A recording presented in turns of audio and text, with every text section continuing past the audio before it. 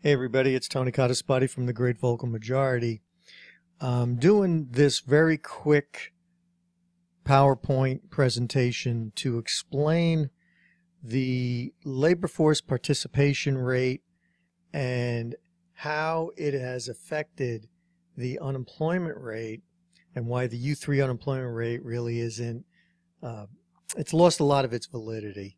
It's lost a lot of its relevance today, because the 2008-2009 recession really changed the character and the makeup of the American workforce.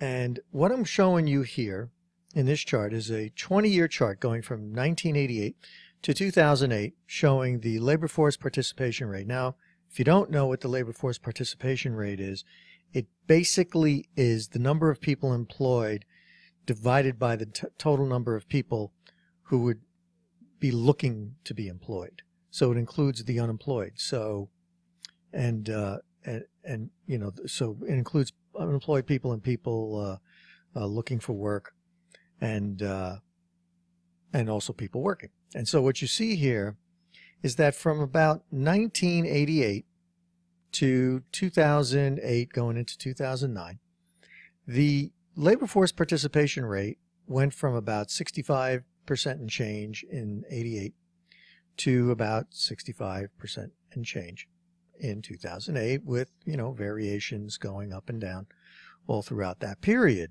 So this supports the proposition I was making earlier on Facebook, that the labor force participation rate kind of hovered between a range of about 1.5 for 20 years, even longer than 20 years. So there really wasn't a lot of change, not a lot of dramatic change in the labor force participation rate for 20 years. But after 2008, as we got into the recession, this is what happened to the labor force participation rate. It went from about 66%, and now it's down below 63%.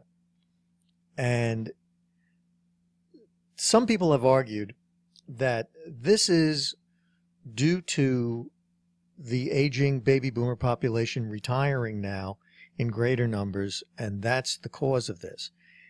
And that is not entirely untrue, but it is not the cause of this. If you were to look at the driver of these numbers, it really isn't the number of retirees. And I'll show you another chart that will help demonstrate that. But first, let's look at 1988 through 2015 in total. This is a combination of the first two charts. Here you go from 1987 all the way to 2008, right about here. And then this is when the recession happened, just at the end of 2008, and there's like this slide all the way down in participation, and it's now kind of stabilized, at least for the time being, just under 63%. But I want to show you another chart, because I think the next chart will clarify things a lot better. This chart measures the people who have left the workforce and why they left. And this chart goes from 1995 to the end of 2014. So it's not quite current, but it's close enough. And the top line are the retirees. Now, how do I know they're retired?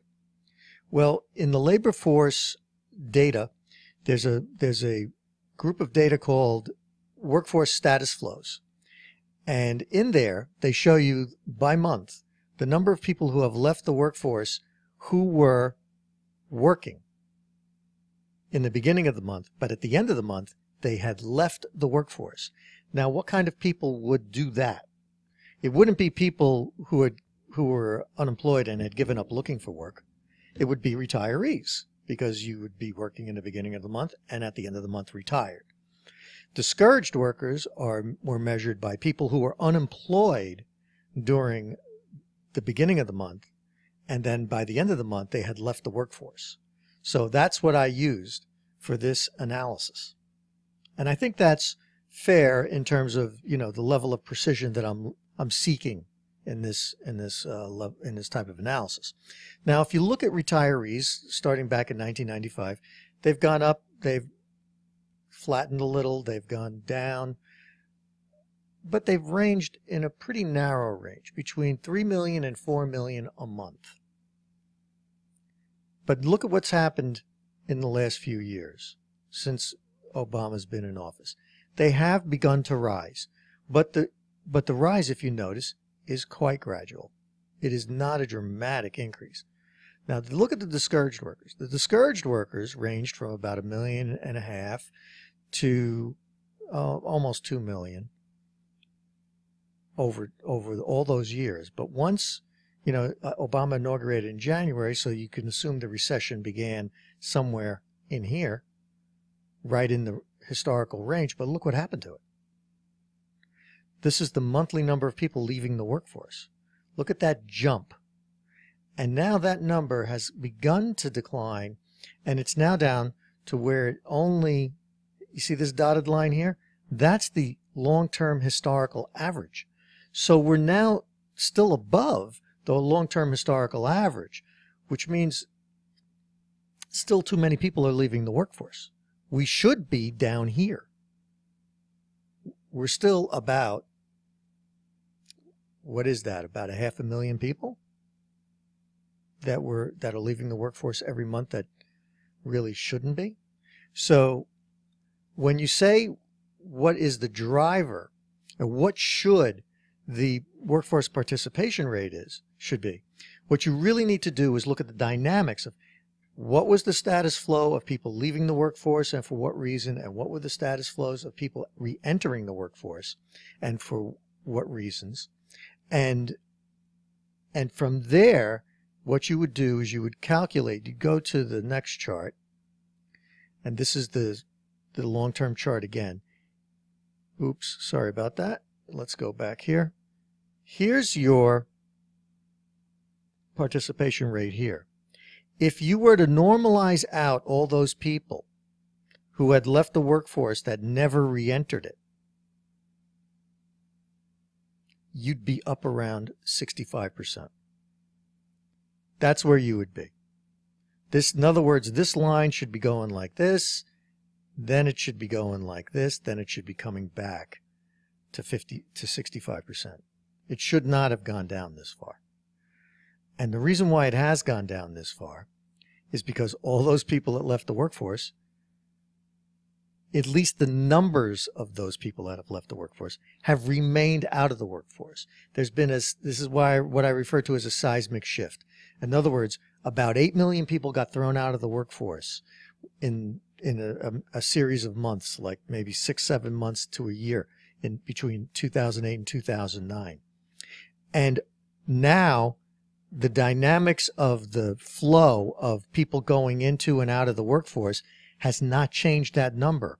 What we should be seeing is not a decline in the unemployment rate in U3. We should be seeing an increase in the unemployment rate in U3, because if the economy were strong and generating jobs, most of those, especially well-paying jobs, those people would not be staying out of the workforce. They would be re-entering the workforce in larger numbers than they are, and that would be driving up the unemployment rate because they would be looking for the work that they know is out there.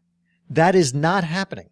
And it's not happening because the amount of new business startups has basically fallen off the radar screen. And that is directly the result of government policy. Anyway, that was what I wanted to say with respect to the labor force participation rate. I wanted to respond to the question asked. I hope that helps. And that's it for me. Thanks, guys.